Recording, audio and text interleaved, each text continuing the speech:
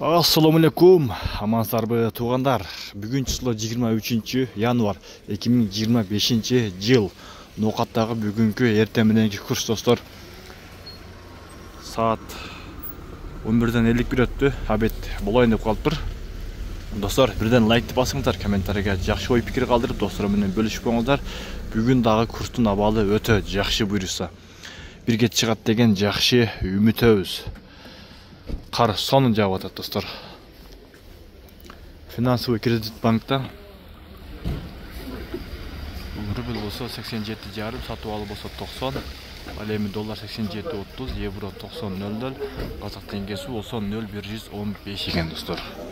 Туғандар өтө жакшы буйруса бирге чыгат деген үмүттөбүз. Рубль алган деп комментарийге жакшы ой пикир калтырып коюңуздар. Ал эми сиздер жакта курс кандай болуп атат? Айырмасы барбы, жоқпы комментарийге жаза кетсеңиздер болот.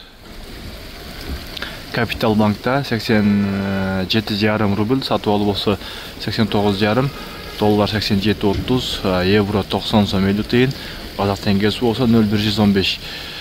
Евро бир аз көтөрүлүп баштады, доллар да көтөрүлүп жатат. Буюрса курс дагы бир аз көтөрүлүп жатат.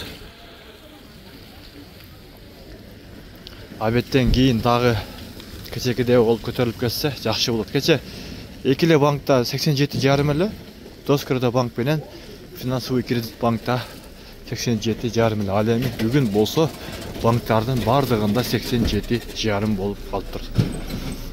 Байчин банкта 87,5, сатып алып болсо 90, доллар 87,30, евро 90 сом 30 тиын, казак теңгеси болсо 0,120 экен. Банктардын бардыгында достор бирдей экен, 0,87,5. Мына эки коммерческий Кыргызстан банкта болсо 86,5 экен. Ушул жерде бир аз пасыраак.